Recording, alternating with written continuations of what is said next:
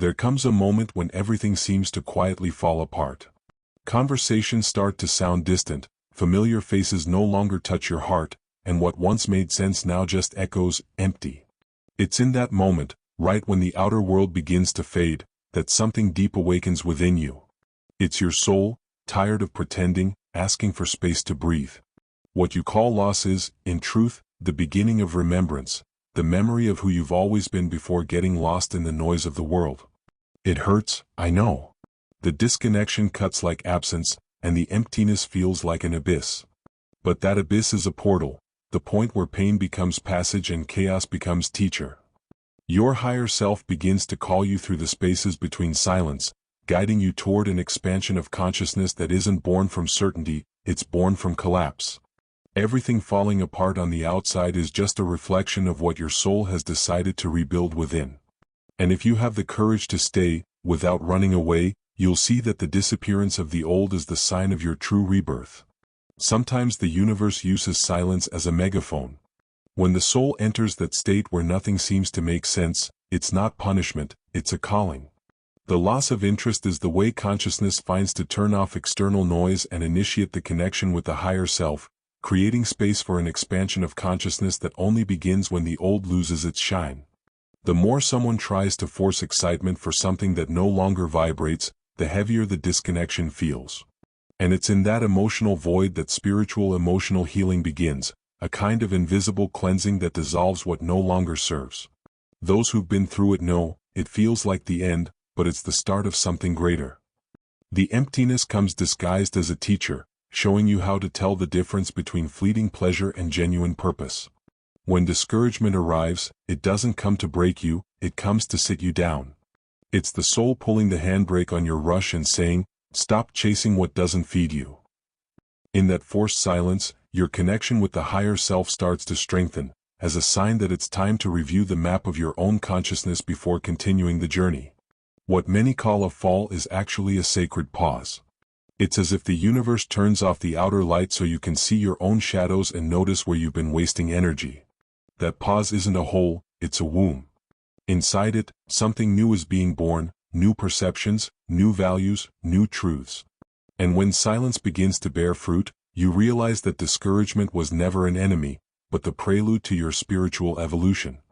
Every rebuilding begins in silence. Before the expansion of consciousness, comes the collapse of what no longer resonates with the soul.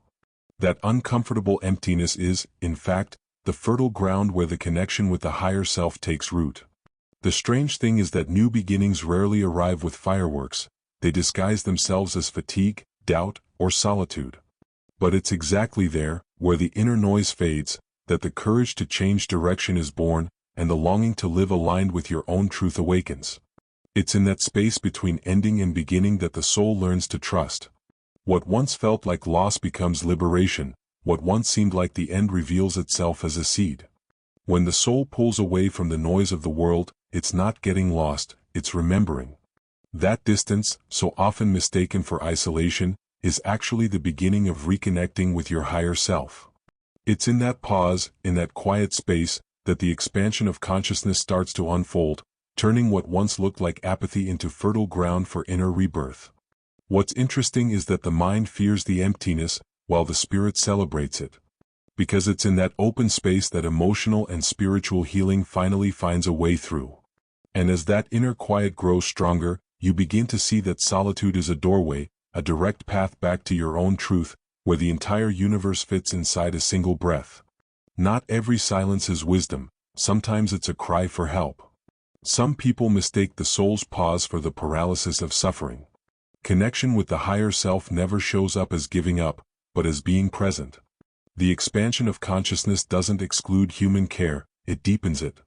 Seeking help, talking, asking for support, all of this is part of emotional and spiritual healing too. Romanticizing a crisis is like painting a fire gold, it may look beautiful, but it still burns.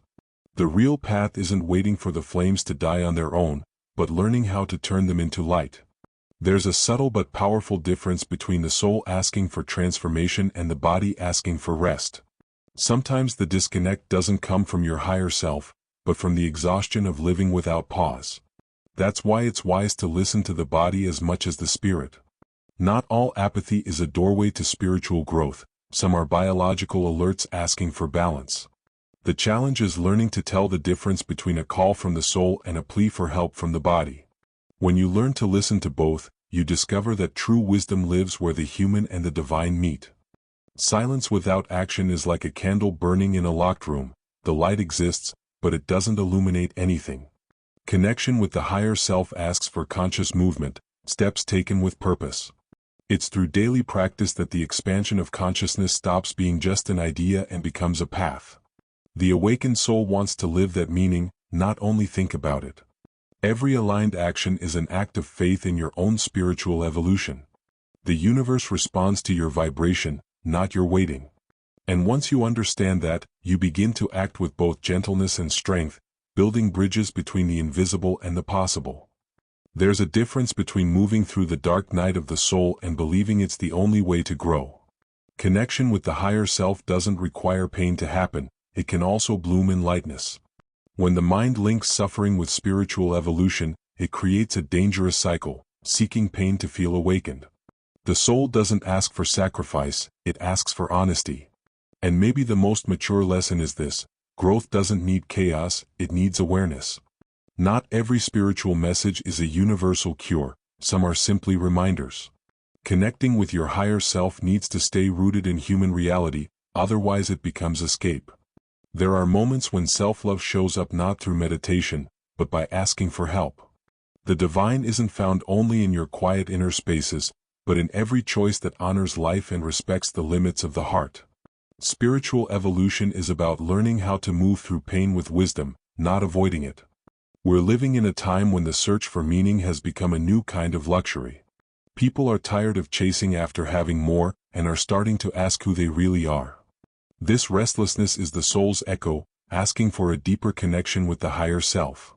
Social media is full of quotes about self-knowledge, but expanding consciousness takes practice, setbacks, and new beginnings. It's spirituality leaving the page and entering everyday life.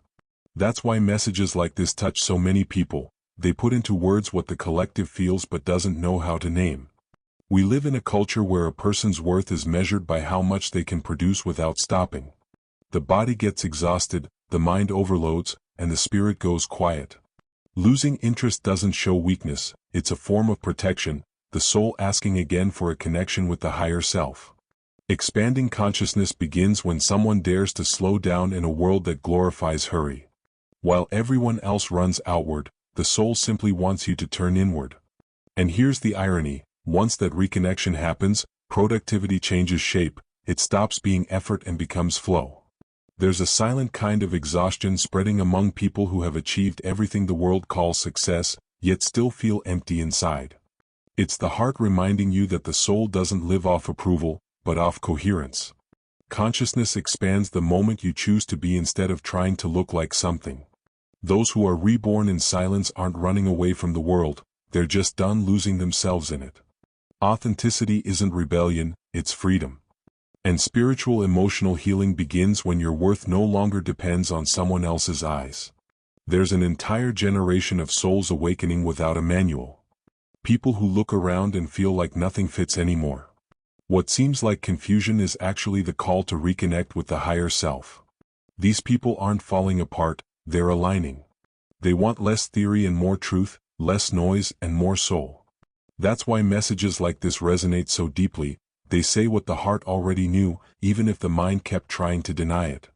Spiritual evolution is the path of the sincere, of those who, even when lost, keep walking toward their own light. Not every message is made to be admired, some are meant to be lived. When someone feels unmotivated, the first step is to stop fighting the emptiness and start listening to it. That space is where the connection with the higher self begins to show itself. Sometimes losing interest isn't weakness, it's a compass. Following that intuition is an act of emotional and spiritual healing. Spiritual evolution happens when reflection turns into action and stillness becomes a new beginning.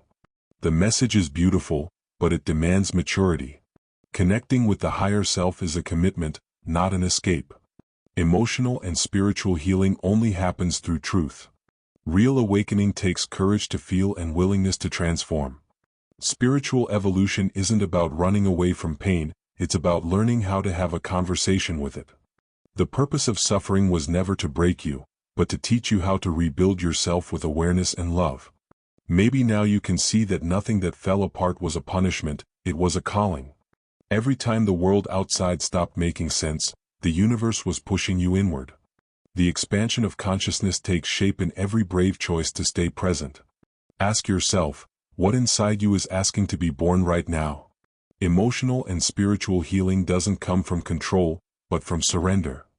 If this message touched something in you, stay. Subscribe, turn on notifications, and keep walking this path of spiritual evolution with me, because the next step of your consciousness can begin here, right now.